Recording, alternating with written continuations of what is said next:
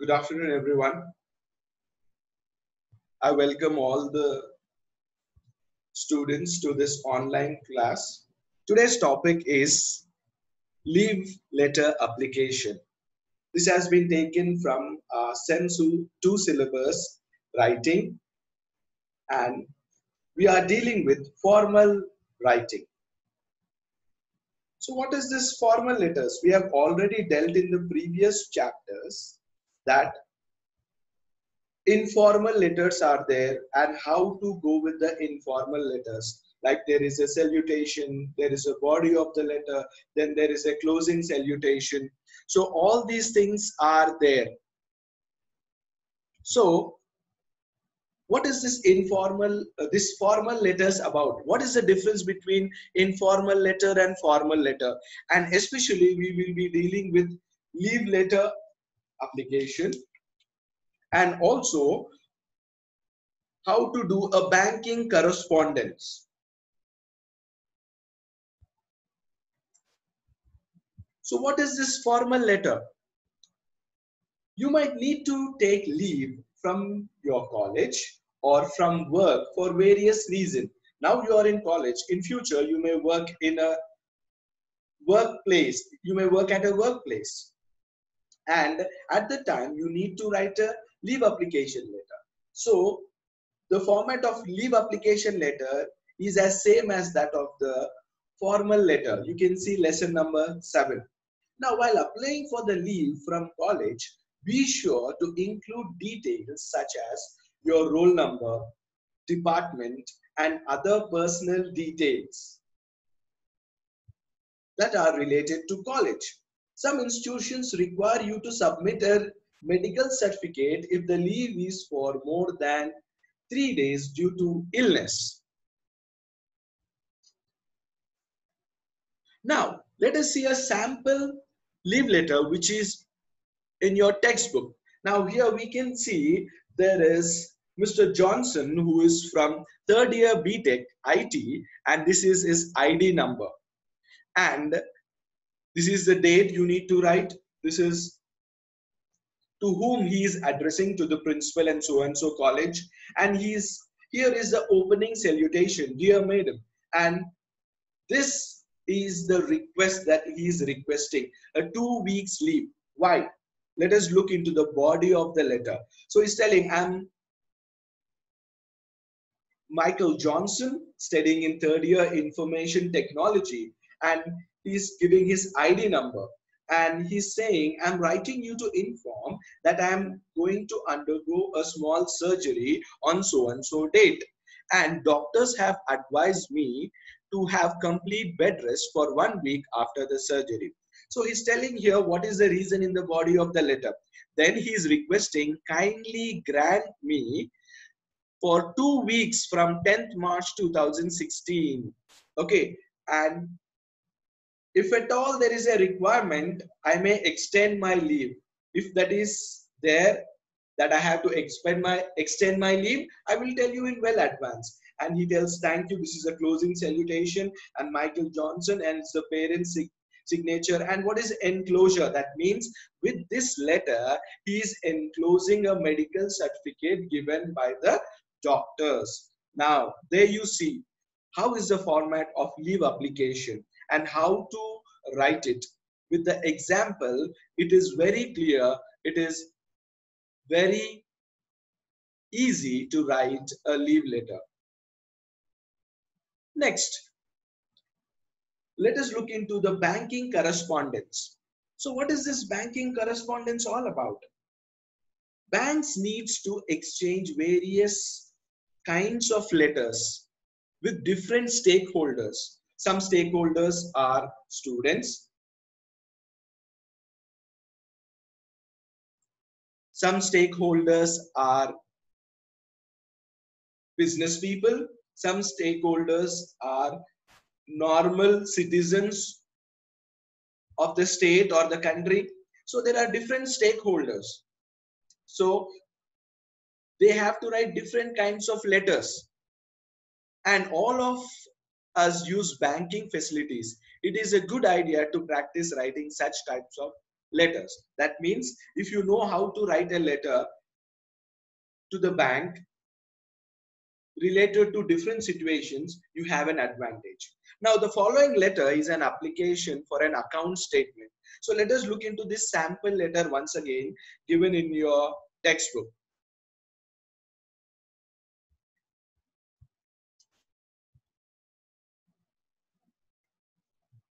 Now,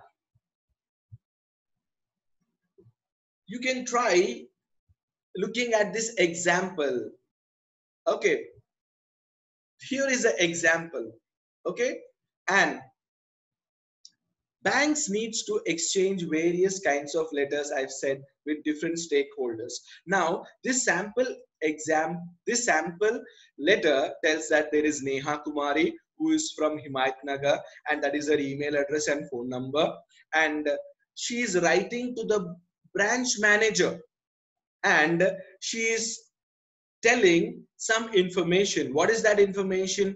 She's saying she requests for an account statement. She has an account in this HBL bank, okay, and which is at Bank Street, Hyderabad, and she wants an account statement. So she's going a little bit further and telling, I hold an account in Koti branch in this HBL bank since 2012, and these are my account details. The account type is saving bank, account number is so and so, account name is Neha Kumari. Now I'm a student, I'm applying for an internship abroad, and the visa application requires a bank statement for the last 3 months. So in order to submit this visa application, I need this bank statement, and I request you to issue the bank statement by 1st of August so and so date, okay, to 31st of October so and so date. And I would greatly appreciate if you could please send the statement as soon as possible, because she needs to submit the documents to the concerned embassy in a week's time. And she's telling the closing salutation, thank you very much, and her name Neha Kumari. So you can clearly understand by this that she wants an account statement for 3 months because she wants to apply for an internship that is abroad, because in internship they get money and the money will be transferred to the bank account. So with this you clearly understand how to write a banking letter also. So now what about the different types of banking letters? All you need to do is a homework. Go and search in the internet and browse in Google and find different sample letters for different stakeholders as for banking letters are concerned. Now, I want you to try your hand at the following letters. Why don't you imagine you're the proprietor of this Garuda Traders and would like to open a current account and write a letter to the branch manager of ABC Bank. Another thing you can try as an example is write a letter to the principal of the college requesting him or her to grant you to permit to leave early every day for a month so that you will attend a course that you have joined recently. This course is in the evening, so you can try a hand at this following letters and practice it. It would be of real help. Now, my next topic is reading passage. As I already told you, reading passage will not come in the exam. Still, I am taking it so that I don't want my students to get less marks. So, this reading passage is about the handicrafts of Telangana. I would suggest you to go and sit after this online class and read the handicrafts of Telangana aloud. Maybe you can record your voice so that you can know how you are reading. So here they are telling about the handicrafts that have always occupied a place in India. And listed below are especially the handicrafts which are embraced and practiced by the people of Telangana or the state of Telangana. There is Banjara needle craft, and this is used by or made by the Gypsy tribes of Telangana. They are a traditional handmade fabrics famous for the colorful, rich embroidery and mirror work. I think you know how hard it is for someone to do embroidery. Next, Birdiware, regarding as the pride of the state, this is a metal handicraft and which makes use of zinc and copper alloys and decorated with thin sheets of silver. And what do they decorate? Flowers, vines, geometric patterns are commonly found on this Birdiware. Now these are showpieces, items like vases, jewelry boxes, paperweights, etc. It is an important handicraft of India and symbolizes wealth. Next one is bronze castings. Telangana artists are also known for amazing bronze castings. That means they prepare these bronze castings wonderfully. They are experts. They learn this art by carefully studying the Shilpa Shastram. Next, Dokra metal crafts, another tribal art from, what is this tribal art form? Known as bell metal crafts. It is the speciality of Adilabad district. And number of artists are from Ushegon and Chittalbori, they have settled. Now using this technique, lost wax casting, sculptors are able to figure out god and goddesses and animals or horses of elephants or peacocks or folk motifs, etc.